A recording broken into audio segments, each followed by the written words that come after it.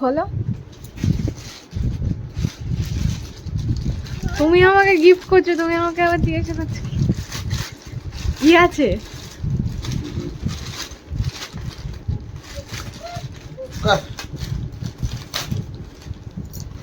Thank you গো দেওয়ার জন্য। এবার আমি খুলে নিতে পারবো। আমি খুলছি না তখন না জিনিসটা দেখি তখন। থ্যাংক ইউ গো। বাহ, এটা আমার অনেক দিন ধরে দরকার ছিল। তুমি এত আমার মনের কথা কি করে জানলে বিপ্লব? থ্যাংক ইউ এটা দেওয়ার জন্য।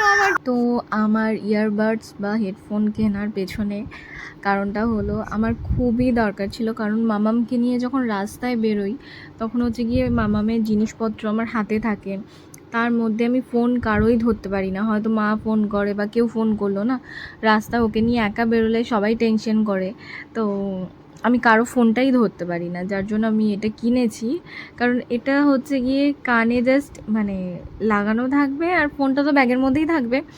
আমি ইয়ারবাডসটা জাস্ট টাচ করলেই ফোনটা মানে আমি রিসিভ করতে পারবো, যার জন্য আমি এটা কিনেছি। কারণ মামামকে নিয়ে কানে ফোন দিয়ে রাস্তার মধ্যে, তারপর ওর ওয়াটার বোতল আমার কাঁধে থাকে, ব্যাগ থাকে, এত কিছু থাকে, তার মধ্যে রিক্সায় থাকলে তো একদমই ধরতে পারি না, কারণ রিক্সা একবার ঝাঁকুনিতে মামামের মাথায় লেগে গেছিলো। তো আমার খুবই দরকার ছিল। তারপর রান্নাঘরে কাজ করতে গেলে ফোন কানে দিয়ে আমি কাজ করতে পারি না, খুব প্রবলেম হয়। তো এটা আমাকে বিপ্লব দেয়নি, আমি জাস্ট এমনিই বলছিলাম, কারণ যাতে ওর একটু লজ্জা টজ্জা কিছু হয়। কারণ বউ ওর কানের কাছে এতবার করে, মানে আমি কখনো চাই না কোনো কিছু, কারো কাছেই কখনোই চাই না। তো আমি ওর কাছে অনেক মানে ওর সামনে অনেকবার বলেছি আমার না খুবই একটা হেডফোনের দরকার, কারণ খুব প্রবলেম হয়ে যাচ্ছে। মামামকে নিয়ে যখন রাস্তায় বেরোচ্ছি, কেউ ফোন করলে আমি ফোনটাও রিসিভ করতে পারছি না। আর মানে ফোন আসলে দেখবে মনটা ওই ফোনের দিকে থাকে, যে কে ফোন করলো দেখি, বা কিসের জন্য ফোন করছে, রাস্তায় বেরিয়েছি বাচ্চাটাকে নিয়ে। তো যার জন্য আমার এটা কেনা। তো ও আমাকে এটা দেয়নি। অনেক কিছুই আছে যেগুলো আমার খুবই প্রয়োজন হয়, ও হয়তো মানে হয়তো না, ও আমাকে টাকা দিয়ে দেয় একবারে, মানে দোকান থেকে এসে আমাকে টাকা দিয়ে দেয়, যে এটা আমার কাছে রাখতে বলে। এবার আমার কাছেই সেই টাকাগুলো থাকে। এবার আমি যদি সেখান থেকে কিছু কিনিও, আমাকে কখনো কিছু বলবে না, তো আমাকে বলেই কিনতে। কিন্তু আমার না ওই যে কেউ একটা গিফট করবে সেটাই বেশি ভাল লাগে। তো এখন দেখছি গিফট পাওয়ার কপাল আমার নাই, যার জন্য আমি নিজেই কিনে নিচ্ছি। আর মামাম এখানে দেখো শুয়ে শুয়ে পায়ের উপর পা তুলে মহারানীর মতো টিভি দেখছে। যখন টিভি দেখে পুরো টিভির মধ্যে ঢুকে থাকে, ফোন দেখলে ফোনের মধ্যে ঢুকে যায়। ওই জন্য মানে এই জন্য হচ্ছে আমি টিভিটাকে সারিয়েছি, যাতে না ও ফোনের মধ্যে ঢুকে যায়। আর পুচু হচ্ছে গিয়ে আর একজন, যার উঠলো বাইতো কি আছে না, উঠলো বাইতো আমি ঠিক জানি না, একটু জানলে বলবে। তো ও হুট করে এক্ষুনি বলবে চল দি, এখানে যেতে হবে, না গেলে আবার রাগ করবে। তো ওর আজকে হচ্ছে গিয়ে কেনাকাটা করতে যাওয়ার, ও আমাকে অনেক দিন ধরে বলছে। আমি বলছি যে আমার তো অনলাইনে সব কেনাই হয়ে যাচ্ছে, আমি বেকার বেকার কেন এই গরমে রোদের মধ্যে যেতে যাবো, তুই চলে যা, তুই আর বিট্টু বাইকে করে চলে যা, বেকার বেকার আমার জন্য কেনই বা তোরা বাস অটো করে যাবি। তারপরে গিয়ে ও আমাকে না নিয়ে যাবে না। তো আমি শেষমেশ দুপুরের দিকে রেডি হয়ে বেরোলাম, যেখানে আমাদের বেরোনোর কথা ছিল 10টা 11টা এরকম, তো আমরা বেরোলাম 2টো এরকম কিছু। তো বেরিয়ে গেছিলাম আমরা হচ্ছে গিয়ে ধর্মতলা। আর ধর্মতলা গিয়ে ফার্স্টেই হচ্ছে গিয়ে আমরা মিয়ামরা থেকে কিছু খেয়ে নিয়েছিলাম, কারণ পুচু আর আজকে রান্না করেনি, কারণ ও বাইরেই খাবে বলে, মানে তাড়াহুড়ো শপিংয়ের বাইরে খাবে বলে না, সরি, তাড়াহুড়োর মধ্যে ও রান্নাই করেনি। ও হচ্ছে গিয়ে তাড়াতাড়ি করে বেরিয়ে গেছে, ওর শপিং করতে যাওয়ার এত তাড়া ছিল। তো এখানে আমরা না এই যে শার্ট ক্রপ টপ টাইপের এইগুলো দেখছিলাম। তো এখান দিয়ে ও ব্ল্যাক আর একটা কি ভায়োলেট বা কিছু নিয়েছিল। তো ওই শপিং করাগুলো আমি তোমাদেরকে মানে ও কী কী শপিং করেছে সেগুলো আমি দেখাতে পারবো না, কারণ সেগুলো আমার কাছে নেই, সেগুলো ওর কাছেই আছে। তারপরে আমরা গেছিলাম ভি মার্টে। তো ভি মার্টে কিছু জিনিস দেখলাম, ভালো লাগলো, তো বিট্টু কিছু জিনিস কিনলো। এখানে শার্টগুলো কি সুন্দর সুন্দর, ছেলেদের অনেক কালেকশান আছে এখানে, মানে খুবই সুন্দর সুন্দর, আর দামগুলোও দেখো কতটা কম। তো এখান দিয়ে হচ্ছে বিট্টু কটা জিনিস নিয়েছিল। আর পুচু বললো যে আমি তো নিয়েই নিয়েছি, সেরকম আর কিছু নেব না।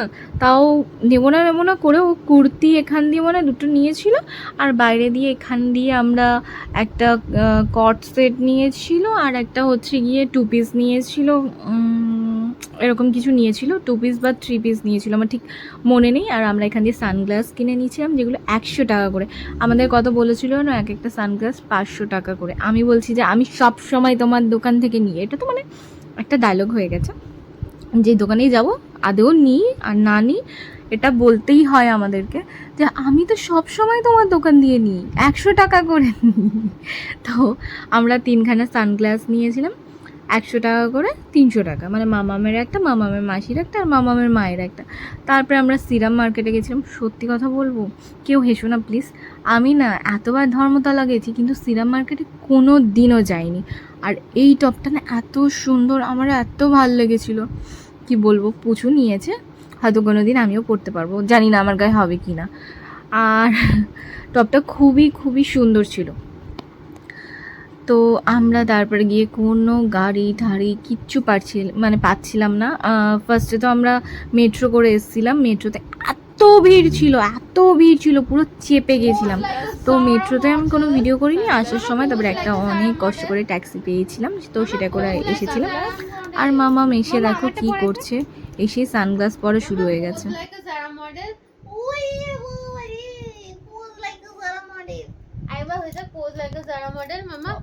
সানগ্লাস পরে দেখি আয়না দেখ। ম্যাম সেলফি, ম্যাম এই যে ম্যাম একটু আয়নাটা দেখুন। Ma'am selfie, ma'am selfie. এটা পড়ো, ওর ওটাই ভাল লেগেছে। এটা পড়, আমারটা পড় একবার, পড়। একটা রাখ, একটা নিচে রাখ। ও শুধু ওটাই পড়ে। আমি বুঝেছি ওটা ভাল লাগছে, কিন্তু একটু সবাইকে দেখিয়ে দাও। তো একটার উপরে কি একটা পড়বি নাকি? বল না, পুজোর স্পেশাল চমক রাখতে হয়।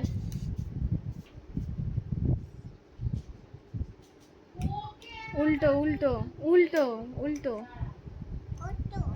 হচ্ছে। তোমারটা পড়ে দেখিয়ে দাও। এটা তোমার পড়ে দেখাও। উল্টো পড়ছো। তোমারটা পড়ো, তোমার সানগ্লাসটা পড়ো, তোমার সানগ্লাসটা একটু পড়ো, একটু সবাইকে দেখাও। মা জিন্সটা চেঞ্জ করে দি প্যান্টটা চেঞ্জ করবে না? সে কখন দিয়ে এসে বলছিস শোনা, প্যান্ট চেঞ্জ কর।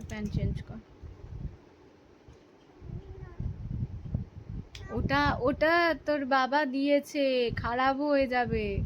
যাই হোক, তোর বাবা নাই দিক, মানে আমি ভাবছি যে তোর বাবা ভাব দেখি ক্ষতি দেখছো। আয় জামা প্যান্টটা চেঞ্জ করি দি, আয় চলে। তো এসে আমার শরীর পুরো ক্লান্ত হয়ে গেছে। তারপরে বিপ্লব আনলো বিরিয়ানি, আর রাত্রিবেলা আজকে অনেক কাজ আছে, অনেক প্যারা করতে হবে আজকে রাত জেগে।